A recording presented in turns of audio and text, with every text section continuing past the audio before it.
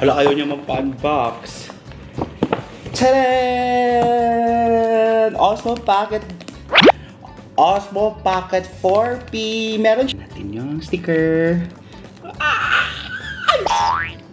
Okay. Guys, finally! After 2 taon na paggamit natin sa vlogging camera natin, mapapalitan na talaga natin siya. Dahil today, sakto nung nag-vlog kami sa ICT, available yung hinihintay kong camera. Ang Osmo DJI Pocket 4P. So, say goodbye sa almost 2 years na paggamit natin ng DJI Pocket 3. Although good condition pa rin naman siya, pero meron lang siyang advantage. Hindi na siya nagla-landscape. Tingnan nyo siya. Explain ko na lang. Tapos medyo basag na yung screen niya, pero hindi siya literally basag kasi parang protector naman siya. Hindi lang siya nagla-landscape na. Ayan siya. So always portrait ang paggamit natin. But anyway, while you're bringing good vibes, welcome back to my vlog. And of course, for today's video guys, i-unbox na natin ang ating bagong bili. Ayan! Excited na ako. Oh my God. Pinag-isipan ko to ng ilang beses. Wala akong mic ngayon. So, ang ginagamit kong camera, ipakita ko na sa inyo. Itong camera na ginagamit ko, matagal ko na siya nabili last year pa. Pero parang twice ko pa lang siya nagagamit. Videohan ko na lang siya. Ang cute din yung camera na to. So, ideal siya for content creators na gusto talaga ng YouTube content creators. Ayan siya, very handy siya. Na mayroon na siyang built-in speaker sa taas. Ayan, so i-attach ko na lang yung video na to. Ay, so tara na, unboxing na natin. So disclaimer, this is not a sponsor video, but I will announce na binili ko siya sa ICT sa Avenues Mall dahil affordable sila doon, tapos nagbebenta sila ng mga legit at latest gadgets. Tapos, ang dami nila mga items. Tapos finally, actually pinag-isipan ko siya kung yung Insta360 Luna Ultra meron sa available. Pero stick pa rin tayo sa DJI dahil dito na ako na, ano mo yun, nagamay ko ng paggamit ng DJI.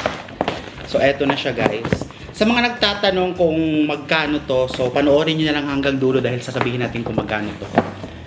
Hala, ayaw niya magpa-unbox. Tadaan! Osmo Pocket 4P. Meron siyang 4. Nalaman ko na nung 4 na nag-release sila dahil nagpa-message ako sa kanila if may available na. Tapos nung available na yung 4P, nalaman ko na meron palang 4P.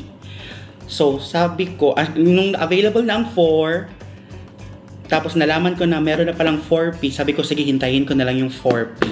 So ito yung 4P, meron siyang 4 na available, tapos meron siyang 4P. Ito yung magandang features niya, ang 4P. Medyo mahal siya ng konti.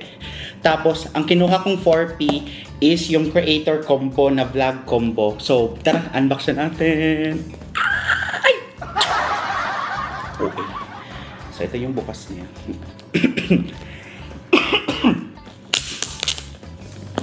Ayan guys.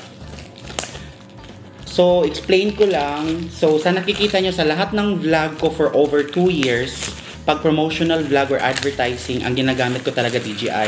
Ang dami nagsasabi sa akin, why not mag-invest ako ng mga DSLR, yung mga parang pang bonggahan na shoot.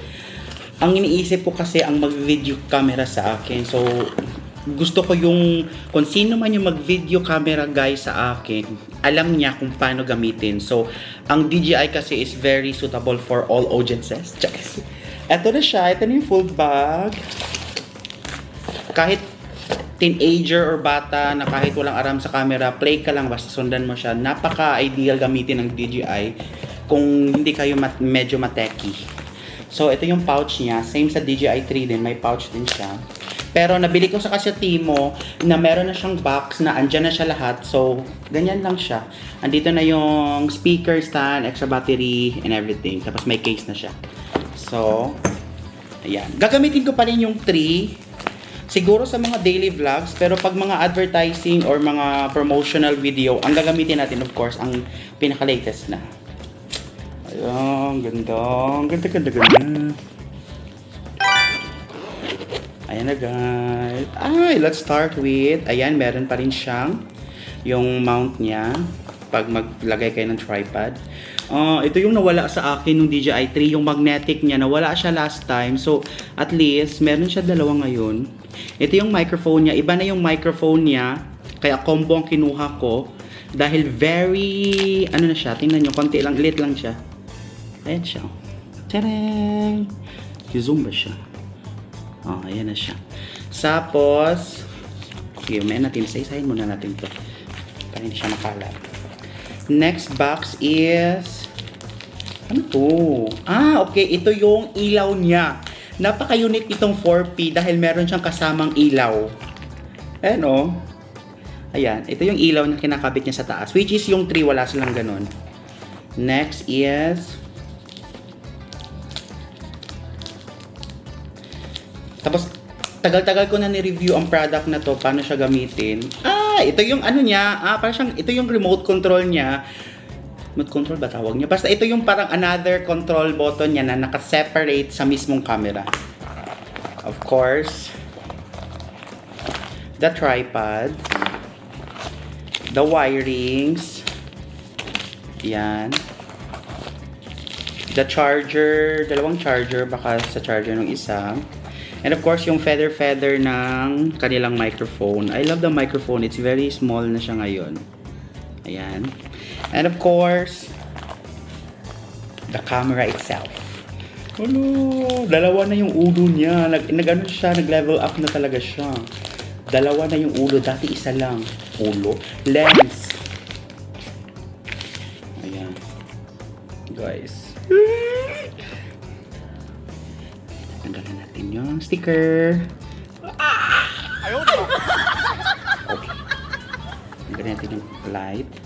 So sa DJI 3, hindi ko na siya nilagyan ng camera, ng protector sa lens niya kasi iba siya. Pag nilagyan nyo ng protector sa lens mismo is lalo na masyadong humid dito sa Bahrain, yung paglabas-pasok mo, aircon, tapos mainit, magmo-moist talaga siya. So wag nyo nilagyan ng protector yung camera niya. So ingatan nyo lang. Okay lang lagyan ng protector nyo yung screen niya mismo.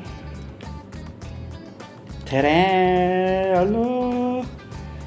Ayan na siya. English. Sige, ano natin to siya. I-set ko muna to activate before use. Swipe to skip 5 meanings. Start. Shutter button. 5 joystick. Zoom button. So, i-stop lang natin. Okay, saglit lang. Grabe guys, sobrang ganda ng quality niya kung nakikita niyo lang ngayon. So, ganun din siya, 4K siya sa side. So, iiwasan ko na siya na gamitin ng naka-side kasi ito yung disadvantage na paulit-ulit nang mag-swipe up, down, and up, down. So, may chance talaga siya hindi na siya magiging okay. So, for the past shoot namin sa videos namin, portrait naman na talaga. So, ayan na siya. So, meron siyang built-in na memory. So, meron siyang ilang GB ata. May GB to siya na memory. Built-in na siya. Tapos, ang alam ko meron siyang built-in, nakalagay sa reviews. Ayun, built-in storage na 103 GB built-in storage and 800 MB transfer. Ang DJI 3 kasi meron siyang memory card. So, although pwede mo siya lagyan ng memory card dito. So, dito na siguro magtatapos ang ating vlog. So, gagamitin na natin tong bago nating Osmo Pocket DJI Pocket 4P. DJI Osmo Pocket 4P. So, thank you for watching at thank you sa palaging pagsusuporta dahil kung wala kayong nagsusupport sa mga videos natin, hindi natin to mabibili. At ang presyo nito, I got it for only 350 BD, 349 BD. Tapos, so far sila ang mura na na-check ko na may ganitong presyo dito sa Bahrain. So if you want to buy some gadgets na affordable at saka latest, meron nga silang Ray-Ban doon na Meta. Gusto ko din yung 150. So dito na siguro magtatapos ang ating vlog. Kung bago ka sa ating YouTube channel, kung kalimutan i-hit ang subscribe button at i-hit ang like at i-click ang bell para update ka sa ating every upload. O diba? Thank you so much guys. Bye bye bye. Love and keep safe everyone sa lahat ng mga kababayan sa Bahrain. And thank you so much for the love and support. Bye guys. Thank you.